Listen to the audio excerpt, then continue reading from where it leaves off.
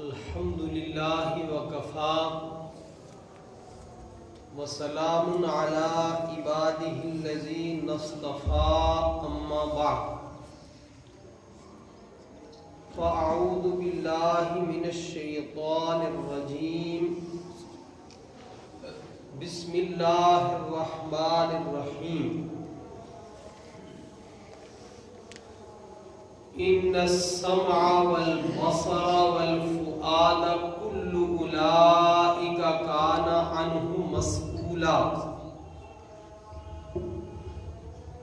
وقال اللہ تبارک وتعالی فی مقام آخر یوم لا ينفع مال ولا بنون الا من اتى اللہ بقلب سلیم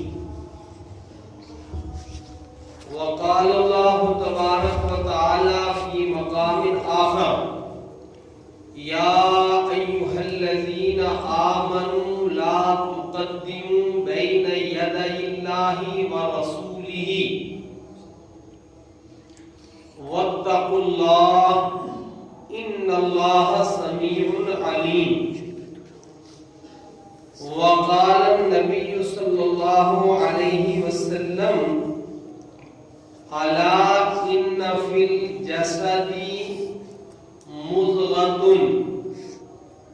اذا صلحت صلح الجسد كله واذا فسدت فسد الجسد كله الا وهي القلب صدق اللہ العلی العظیم وصدق رسوله النبی الأمی الکریم ونحن على ذلك لمن الشاہدین والشاکرین والحمد للہ رب العالمین اللہم صلی علی محمد وعلی آل محمد کما صلیت علی ابراہیم وعلی آل ابراہیم انک حمید مجید اللہم بارک علی محمد وعلی آل محمد کما بارکت علی ابراہیم وعلی آل ابراہیم انک حمید مجید اللہم صلی علی سیدنا محمد وعلی آل سیدنا محمد واصحاب سیدنا محمد وبارک وسلم یا رب صلی وسلم دائما ابدا علی حبیبک خیر الخلق کلہم۔ گزشتہ جمعہ کی گفتگو سے پیوست ہی گفتگو رہے گی اور اسی مضمون کو مزید مدلل اور مؤکد کرنے کی کوشش ہوگی۔ اللہ رب العالمین نے قرآن حکیم میں ارشاد فرمایا ان السمع والبصر والفؤاد کل اولئک کان عنہ مسئولا، بے شک کان، آنکھیں اور دل ان سب سے بال پرس ہوگی قیامت کے دن۔ ان کو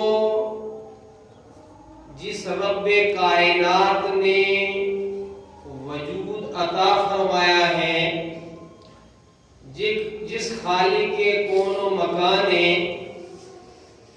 انہیں تخلیق کیا ہے، پیدا کیا ہے،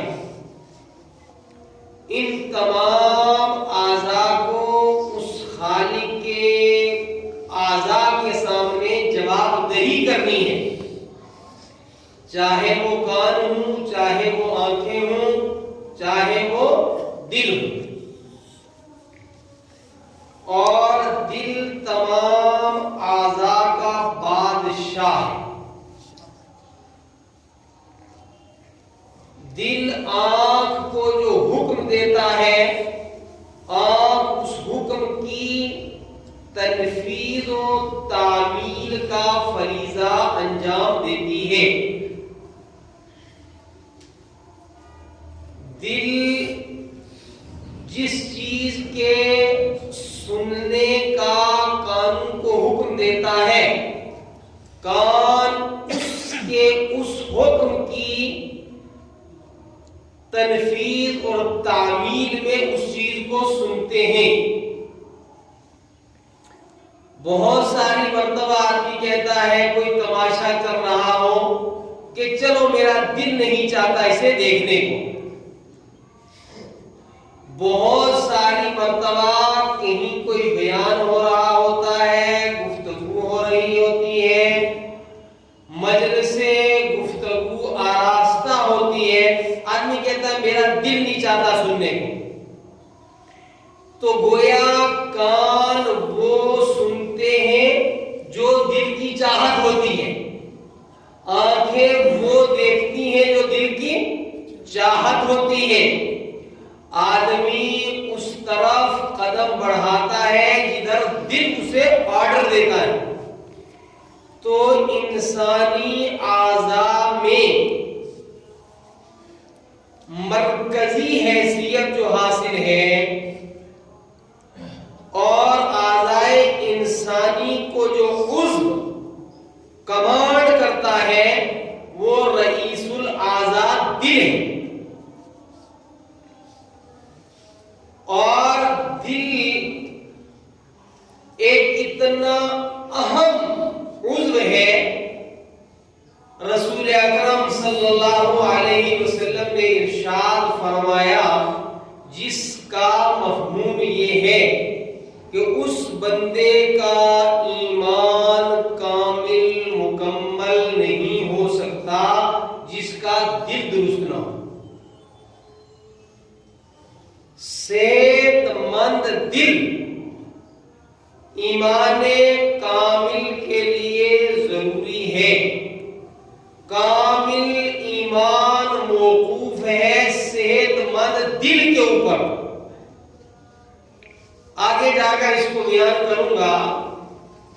اور دل کی درستگی موقوف ہے زبان کی درستگی پر۔ زبان درست ہے تو دل صحت مند ہے، اور دل صحت مند ہے تو ایمان کامل ہے۔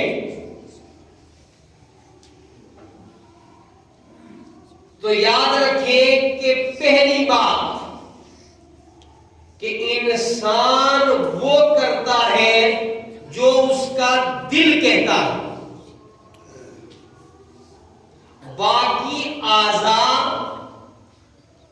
کاموں کو تب انجام دیتے ہیں جب دل ان کو وہ کام کرنے کی رغبت، شوق اور اس کے اوپر ابھارنے کا کام کرتا ہے۔ علماء محققین جو دل کے معالج ہیں، انہوں نے دل کو 3 اقسام پر مشتمل بتایا ہے۔ ایک دل ہے دل صحت مند، اور دوسرا ہے دل مردار، اور تیسرا ہے دل بیمار۔ دل کی پہلی قسم ہے صحت مند دل۔ صحت مند دل کو قرآن حکیم میں قلب سلیم کہا جاتا ہے۔ یوم لا ينفع مال ولا بنون الا من اتى الله بقلب سلیم۔ جب قیامت کا وقوع ہوگا، جس کا واقع ہونا حقیقت ہے، جس کا واقع ہونا سب سے بڑی سچائی ہے۔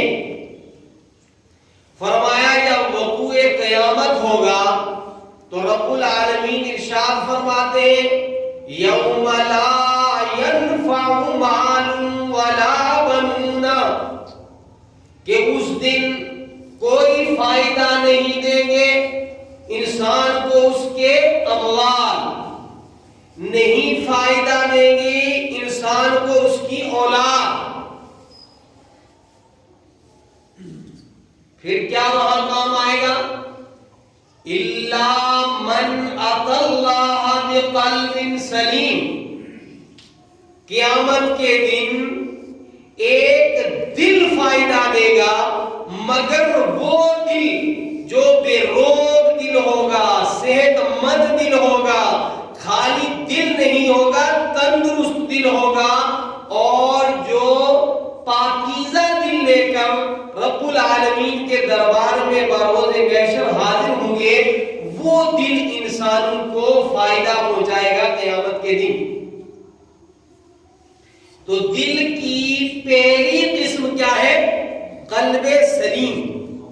یاد کریں، دل کی پہلی قسم قلب سلیم، اور قلب سلیم وہ قلب ہے، صحت مند دل اس دل کو کہیں گے جس دل کے اندر شرک نہ ہو۔ یہ پہلی علامت ہے اس کی۔ جس دل کے اندر دنیا کی محبت نہ ہو، جس دل کے اندر حسد نہ ہو، کینہ نہ ہو، بغض نہ ہو، وہ دل ہے صحت مند دل۔ جس دل کو اللہ کی عبادت کا شوق ہو، جو دل یہ چاہے کہ زبان اللہ تعالی کے ذکر کے اندر ہماتن مشغول رہے،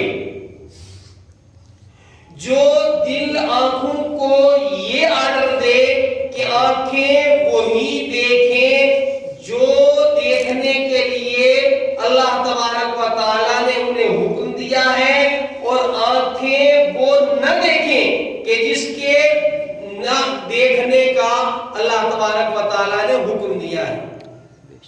وہ دل ہے دل صحت مند، اور صحت مند دل کا سب سے بڑا فائدہ کہ وہ بروز حشر انسان کو کام آئے۔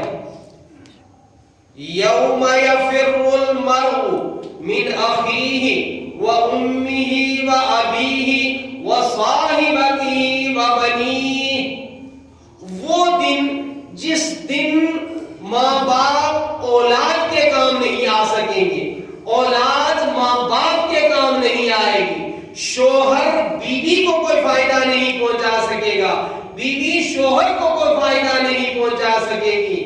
یوم لا یسأل حمیم حمیما، جس دن جگری دوست دوسرے جگری دوست کو مدد کرنا تو دور کی بات ہے، بعض اوقات یہ ہوتا ہے آدمی کسی کو دیتا کچھ نہیں، پوچھتا ضرور ہے آپ کو کوئی ضرورت تو نہیں، چلو یہ بھی ایک حد تک بڑی اچھی بات ہے، آپ کچھ لے لیں مجھ سے جو آپ کو ضرورت ہوگی، حالانکہ دے نہیں رہا، لیکن وہ ایسا دن ہوگا یوم لا یسأل حمیم حمیما، جگری دوست اپنے جگری دوست کو پوچھے گا بھی نہیں کہ تیرے اوپر کیا گزر رہی ہے، تیرا کیا حال ہے۔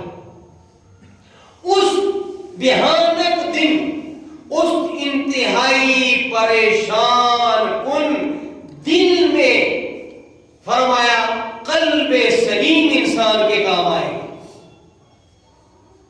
تو سب سے پہلے جو دل ہے وہ ہے صحت مند دل۔ صحت مند دل کو قرآن حکیم نے کہا ہے قلب سلیم۔ اور دل کی دوسری قسم بالکل اس کے اپوزٹ، یہ ہے زندہ دل، اور اس کے اپوزٹ ہے مردہ دل۔ مردہ دل وہ ہے کہ جس دل کو اللہ کی کی عبادت کا شوق نہ ہو،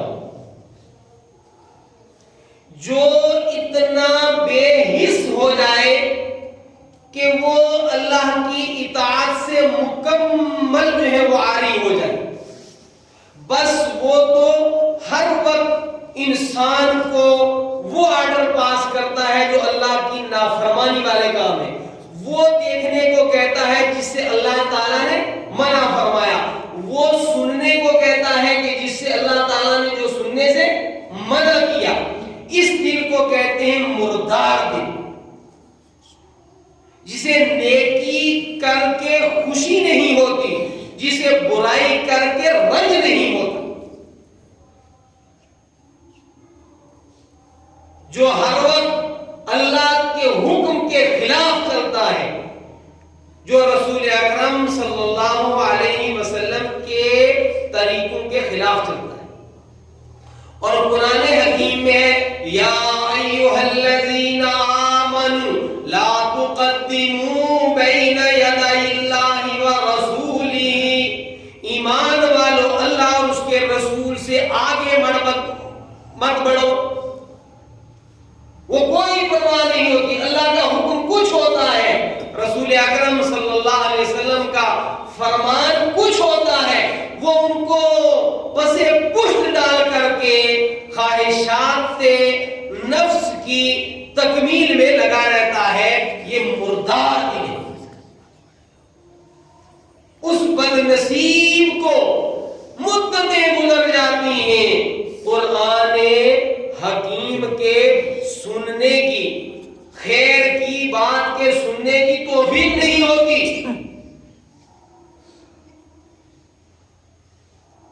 اور تیسری قسم دل کی ہے وہ بیمار دل۔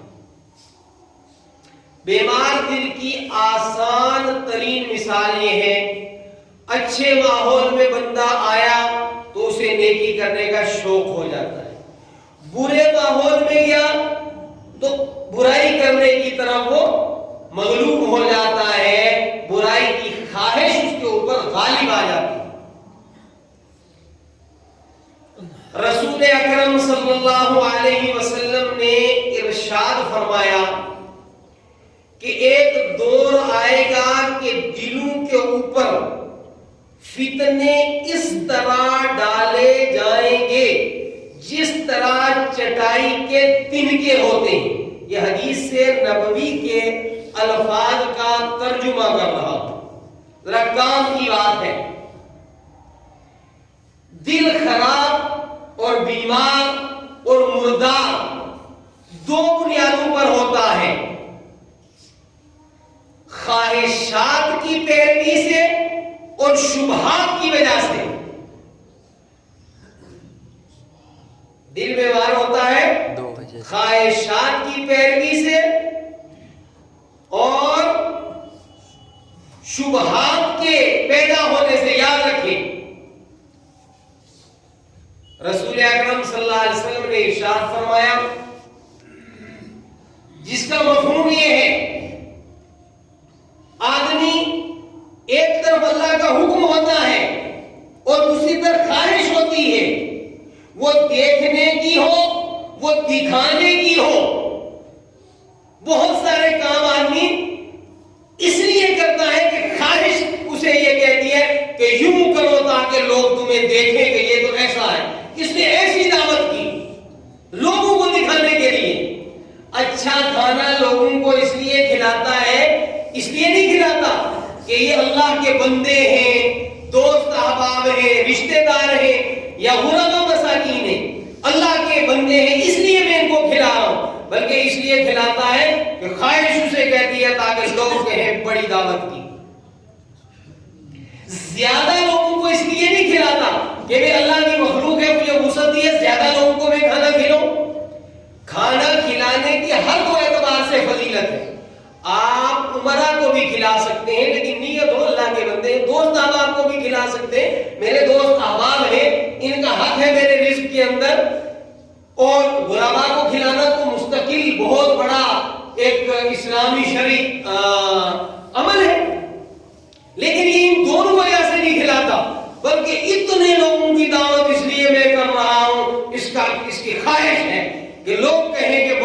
دیکھو یہ بڑی دعوت کی اس نے. تو کبھی تو انسان کا دل برباد ہوتا ہے خواہشات پر عمل کی وجہ سے. خواہش کا فتنہ اسے کہتے ہیں. کبھی خواہش کا فتنہ اسے برباد کرتا ہے اور کبھی شبہات کا فتنہ اسے برباد کرتا ہے. خواہش کے فتنے کی وجہ سے انسان گناہوں میں مبتلا ہوتا ہے. اور یاد رکھیں کہ شبہات کے فتنے کی وجہ سے اس کے عقائد برباد ہوتے ہیں. عمل کر رہا ہے لیکن شبہ بھی ہے اسے.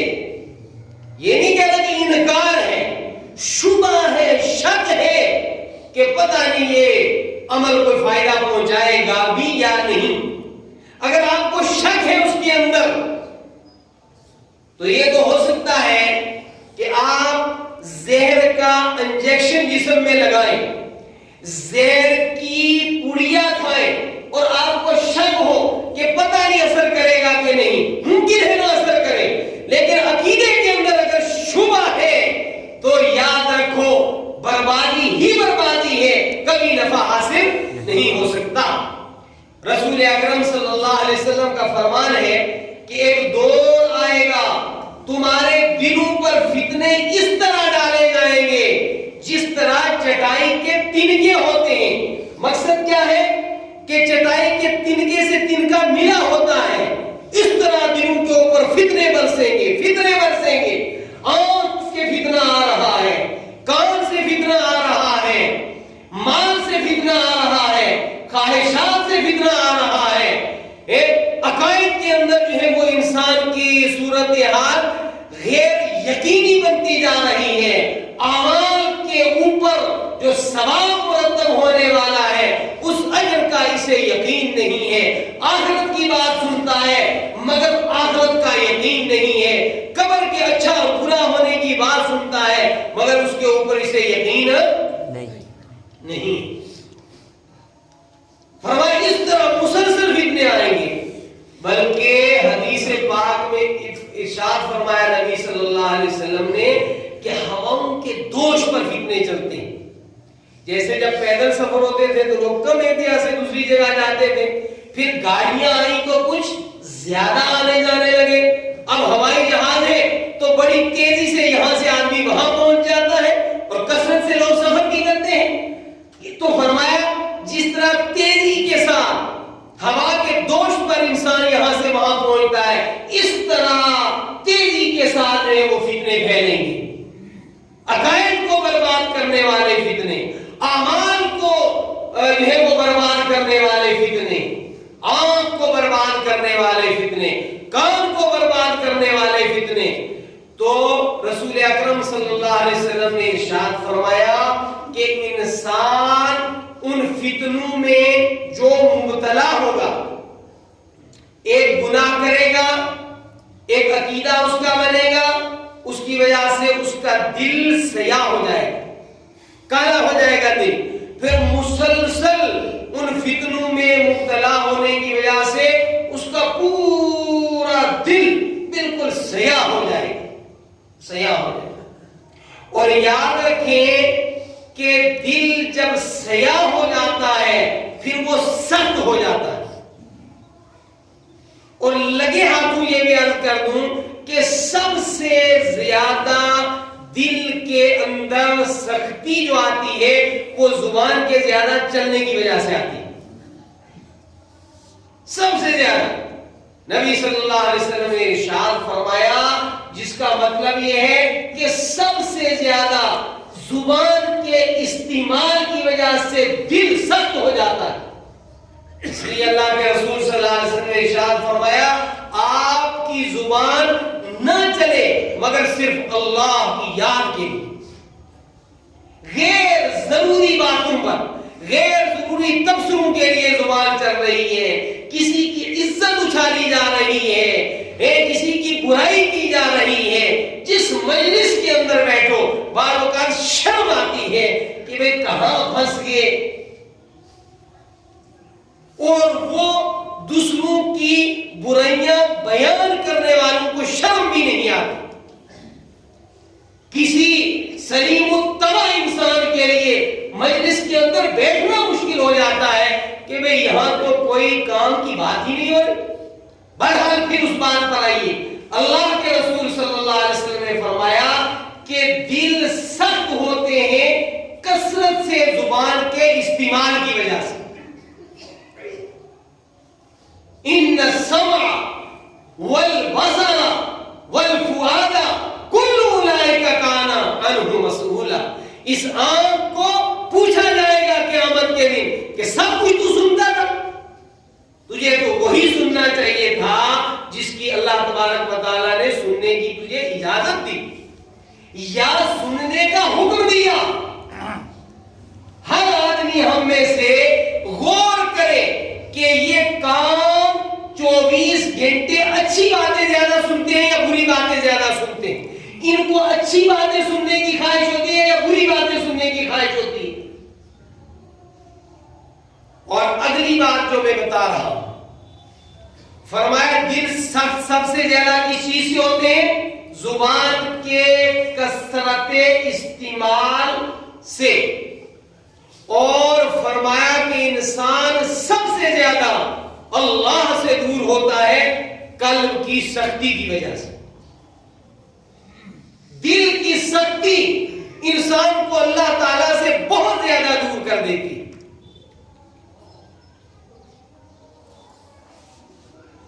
آج سارے عالم میں جو افراتفری ہے، بے چینی ہے، بے سکونی ہے، اس کی بنیادی وجہ وہ دل کی نادرستگی.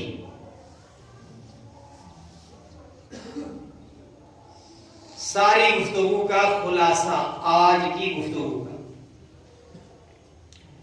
کہ انسان کے اعضاء میں سب سے زیادہ اہم عضو دل ہے، اور دل کی 3 قسمیں ہیں: تندرست دل، مردار دل اور بیمار دل.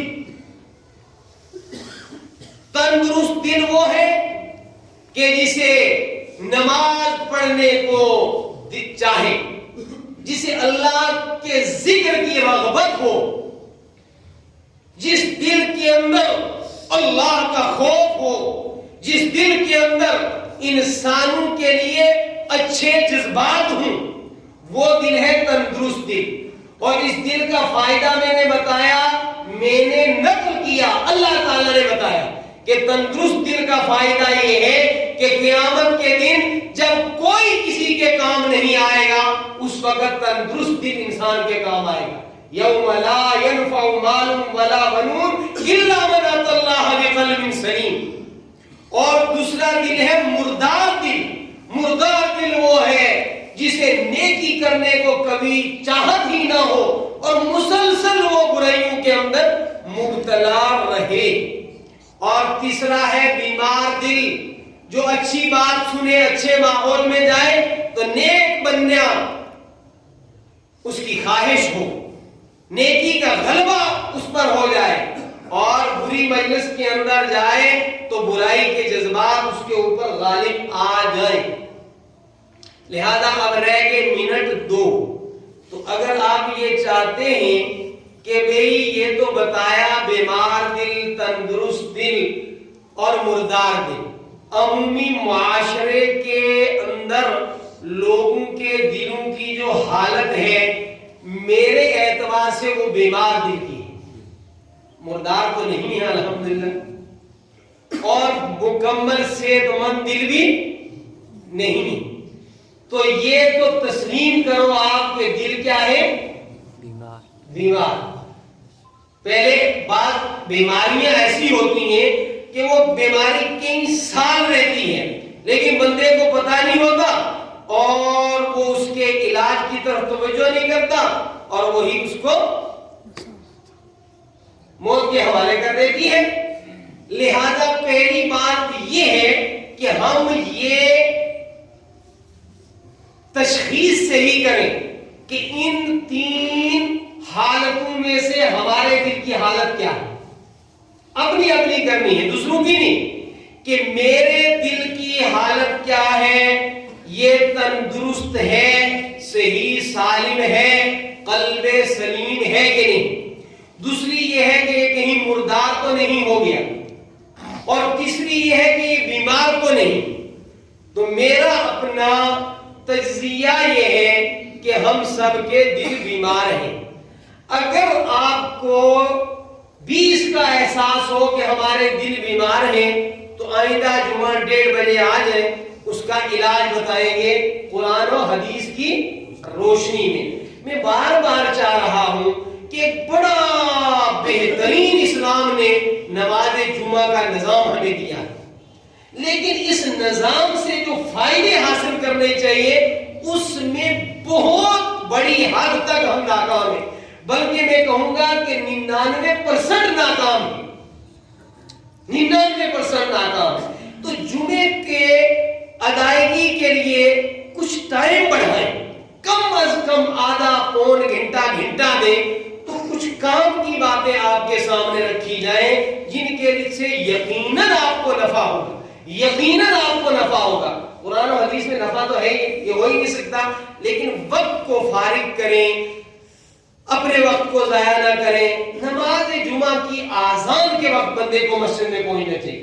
اذا نودی للصلاۃ من یوم الجمعہ فاسعوا الی ذکر اللہ۔ ہر جگہ یہ حال ہے، بیان بھی ہو رہا ہے، خطبہ بھی ہو رہا آ رہے ہیں، یہ بے ادبی ہے، یاد رکھیں۔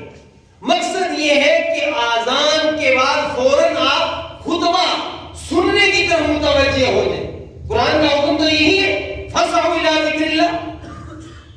تو اس کے لیے اگر آپ وقت نکالیں گے تو تسلسل کے ساتھ بات سمجھ میں آتی ہے، اس سے نفع ہوتا ہے۔ تو آئندہ جمعہ یہ بتائیں گے کہ بیمار دل کا علاج کیا ہے۔ وآخر دعوانا الحمدللہ رب العالمین۔